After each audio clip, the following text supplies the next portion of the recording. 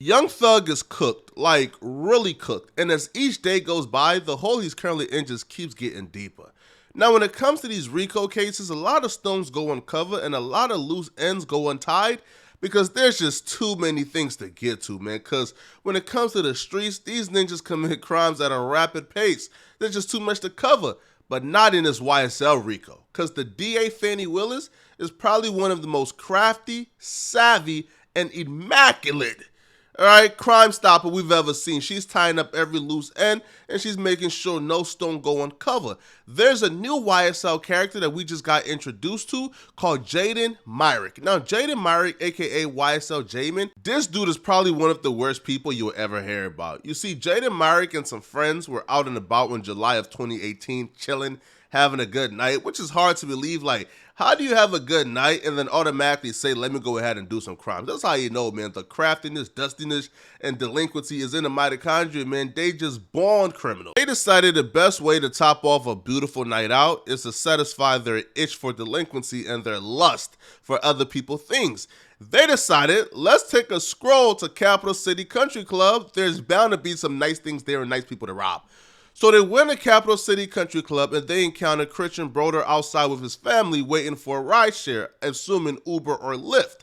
So they pulled out their guns, took their things, robbed everybody there, and while Christian Broder was trying to reason with them, trying to talk them off the edge, Jayden Myrick shot him in the stomach for no apparent reason whatsoever, according to his co-defendants. Due to the crime being so spontaneous, on a whim, and sloppy, they were caught pretty quickly, and his co-defendant turned on them pretty quicker.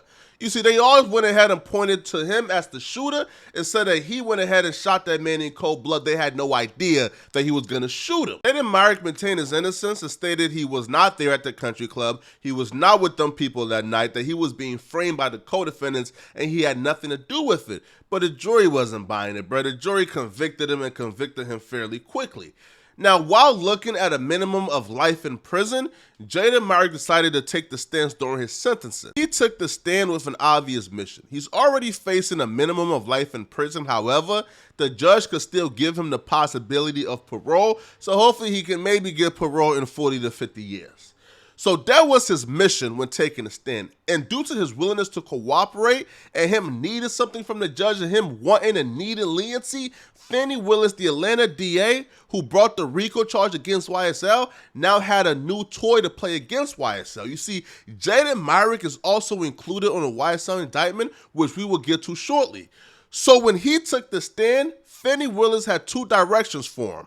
Make YSL look as bad as possible and also speak on the witness intimidation, because Young Thug and Gunna is now trying to get bond, and that's the intermediate fight right now. You see, the long game is getting Gunna and Young Thug locked up for life, but the current mission is to make sure that Gunna and Young Thug never gets bond. There's one recurring theme at the Young Thug and Gunna bond hearing, and the one theme and one reason that the DAs is giving the judge not to grant Young Thug and Gunna bond is that when Young Thug and Gunna get out, they're saying that Young Thug and Gunna will participate in witness intimidation and try to scare or just outright kill witnesses so they can't come forward. And it's really been the same game at every bond hearing.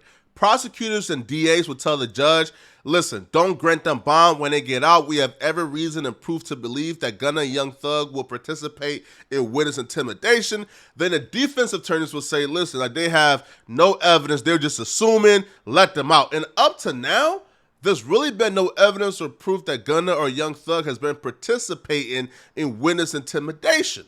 So the judge has been getting heavy pressure and a lot of bad press for denying Gunna and Young Thug bond. Well, up until now, because Fannie Willis had a wild card in her back pocket, and that wild card was Jayden Myrick. At his sentencing, Jayden Myrick took the stand and told the judge that not only did YSL groom him at the age of 9 years old, but he indeed had been ordering hits on eyewitnesses.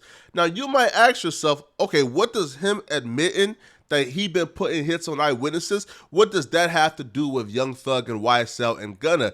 That's because Jayden Myrick is a part of the YSL indictment. And not only is he a part of the YSL indictment, But on the indictment, he has an attempted murder charge for trying to kill YFN Lucci, aka Rayshawn Bennett, in jail. If you know anything about that stabbing, you would know that we first heard about it when YFN Lucci, aka Rayshawn Bennett, wrote a letter to the judge, telling the judge that a hit had been put out on him behind bars and that he feared for his life after an attempted stabbing on him in jail. Apparently, YFN Lucci Rayshawn Bennett was at the phones calling his girlfriend when Jayden Myrick and Khalif Adams came from behind him and tried to stab him before YFN Lucci defended himself and was able to get away. We will later find out after the YSL indictment became public that some rogue correction officers who were helping YSL members sneak in items into the jail started working with the DA. So the DA gave these rogue officers some tap phones to bring into the jails and give to Jayden Myrick, Khalif Adams, and Damian Garlington.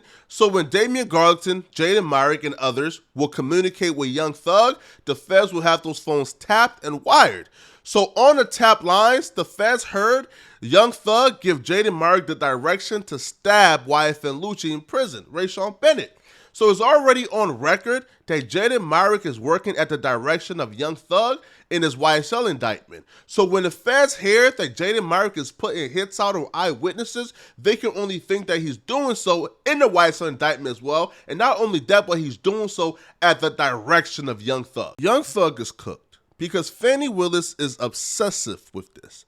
See, she already has more than enough to probably guarantee a conviction.